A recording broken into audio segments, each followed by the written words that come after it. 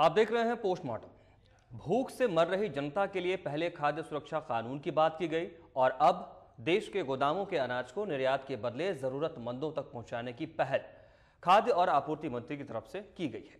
ऐसे में ये पहल एक उम्मीद की किरण के रूप में भी नजर आ रही है।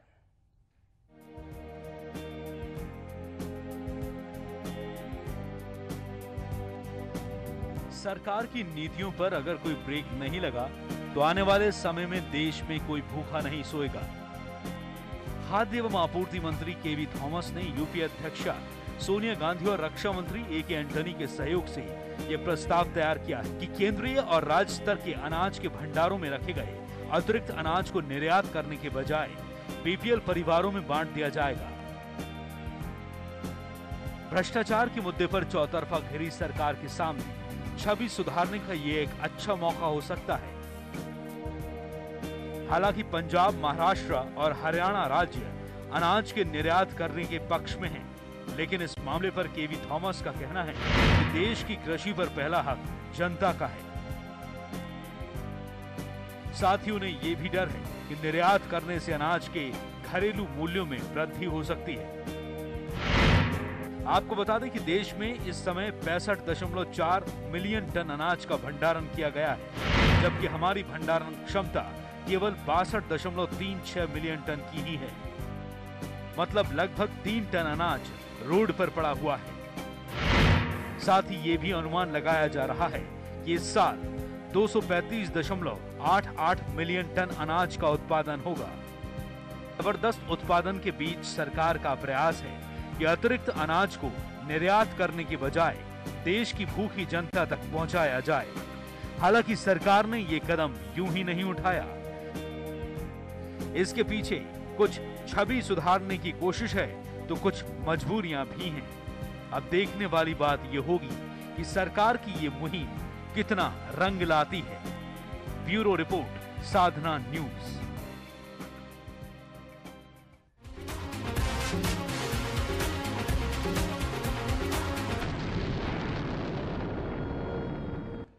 तो हमारे देश में भंडारण क्षमता क्या है, अतिरिक्त अनाज इस वक्त क्या है और इस साल जो क्रॉप्स आने वाले हैं उसमें हम कितना हासिल कर सकते हैं, इस बात की भी चर्चा हुई है। हम बहुत व्यवहारिक सवाल पर आते हैं, व्यवहारिकता पर आते हैं। इस फैसले के एंड के व्यवहारिकता पर हम आना चाहेंगे कि जिस सरकार ने फैसला लिया है क्या वाकई वो संभव नजर आता है आपको? देखिए, ऐसा है कि जो फेज है, हमारा जीडीपी बढ़ रहा है, हमारे पास अनाज इस समय रिक्वायरमेंट से ज़्यादा है। हमारा टोटल रिक्वायरमेंट जो मानव रिक्वायरमेंट है, ह्यूमन बीइंग, करीब 180 मिलियन टन होता है। और जानवर जो हमारा खाते हैं अनाज, उनका भी अगर ले लें आप तो वो करीब 210 के आसपास होता है। हमारे पास इस समय कम से कम 25 मिलियन टन सरप्लस हो सकता है। लेकिन ये किस रेट पे है? जिसमें कि हम 430 ग्राम प्रति व्यक्ति प्रतिदिन दे रहे हैं।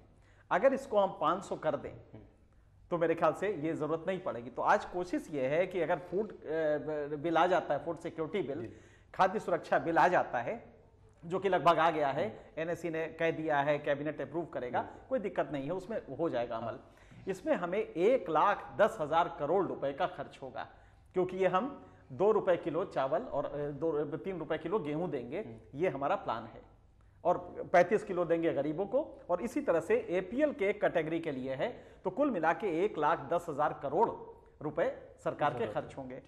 सबसे बड़ी बात है कि इसको खर्च करेंगे तो रुपए से तो अनाज बनेगा नहीं। बिल्कुल, अनाज तो देश में होना चाहिए। देश में वो उपलब्धता तभी होगी जब आप इसको एक्सपोर्ट ना करें और इसका भंडारण प्रॉपर रखें। अगर आपका 40 मिलियन टन चूहे खा जाएंगे तो नेचुरली आपके लिए उपलब्ध नहीं होगा कि आप सस्ते रेट पे दे पाए। सस्ते रेट पे देंगे तो उसका फायदा यह होगा कि आज जो माल न्यूट्रिशन से, कुपोषण के शिकार गरीब हैं, और वो करीब 70% हैं।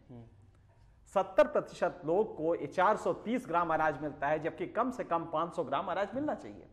तो 70 ग्राम अगर वो ज्यादा आप 3 रुपए किलो देंगे तो वो बेचारा ज्यादा खाएगा, ऑफटेक आपका ज्यादा होगा, भंडारण में आपके लगातार उठता जाएगा, आपको जरूरत नहीं पड़ेगी सड़कों पे डालें, भंडार में रखेंगे, खटाक से वो निकल जाएगा और राज्यों में चला जाएगा, राज्यों से डिस्ट्रीब्यूट होगा। इसकी शर्त यह है कि आपकी जो डिलीवरी मैकेनिज्म है, डिलीवरी इंस्ट्रूमेंट है, एजेंसीज हैं, वो ईमानदार और निहायत निष्ठा से ये काम करें।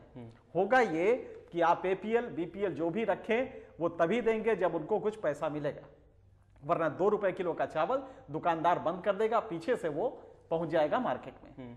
तो सबसे बड़ा खतरा है कि ये डायरेक्ट डिलीवरी का सिस्टम है जिसमें कि आप सब्सिडाइज चावल एपीएल बीपीएल को दे रहे हैं। बेहतर ये होगा कि इस मशीन को इतना स्मूथ बनाएं, करप्शन फ्री बनाएं और उसके लिए जबरदस्त सजा रखें कि अगर 1 ग्राम भी इधर से उधर हुआ तो आपको हम नौकरी आपकी गई जी। ये जब आप रखेंगे तब जाके ये मशीनरी चल पाएगी और तब जाके ये डिलीवरी आपकी हो सकती है कि कायदे की हो जाए। फिर भी प्रयास अच्छा है और फूड सिक्योरिटी बिल का मतलब ये हुआ कि आपको अधिकार होगा कि आप कोर्ट में सरकार को घसीट लें ये कह के कि साहब मेरे पास ये कार्ड है, मैं गरीब हूं, बीपीएल हूं, बिलो पॉवर्टी लाइन, और ये मुझे अनाज नहीं मिला है, और तब सरकार को उसका मुआवजा देना पड़ेगा। ये इस बिल की खासियत है। यानी कि आपकी बातों में मैं क्या ये समझूं या दर्शक ये समझ सकते हैं कि हाँ एक उम्मीद तो है, बड़ी उम्मीद है, बड़ी उम्मीद। देखिए संस्थाएं हैं, हाँ। हम सरकार को क्रिटिसाइज करें बिल्कुल सही है, सरकार बहुत ज्यादा गलतियां हो रही हैं ये भी सही है, लेकिन कहीं ना कहीं एक पक्ष में ये प्रयास हो रहा है कि जो गरीब है उसको डायरेक्ट डिलीवरी करें। इवन प्रधानमंत्री कर रहे हैं। प्रधानमंत्री से मेरी बातचीत हुई थी ऐसे जब इंटरव्यू कर रहे थे हम, उन्होंने यही कहा था कि बेस्ट ऑप्शन है कि भारत इस समय डायरेक्ट डिलीवरी में जाए। सब्सिडाइज्ड अनाज, जो पैसा आ रहा है हमारा जो जीडीपी है उसको डायरेक्ट उनको कैश में ट्रांसफर करें।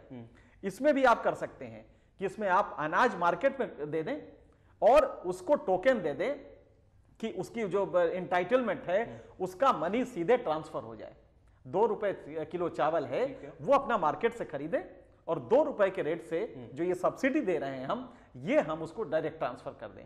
इसमें चोरी के चांसेस बहुत कम रहेंगे और खास करके तब जबकि यूनिक आइडेंटिटी कार्ड आ जाएगा उसके बाद आपकी सहूलियत बहुत हो जाएगी। सीधे उसके कैश ट्रांसफर करें और वो अपना फ्री मार्केट से खरीदे, तो इसमें चोरी की गुंजाइश कम होगी, ज्यादा अनाज खरीदेगा, अपने बच्चों को ज्यादा खिलाएगा। आज जो 430 ग्राम खिला रहा है दाल, आपको ताज्जुब होगा कि 1971 में प्रति व्यक्ति 62 ग्राम दाल मिलता था। एक आदमी 62 ग्राम दाल खाता था, आज वो सिर्फ 30 ग्राम खाता है।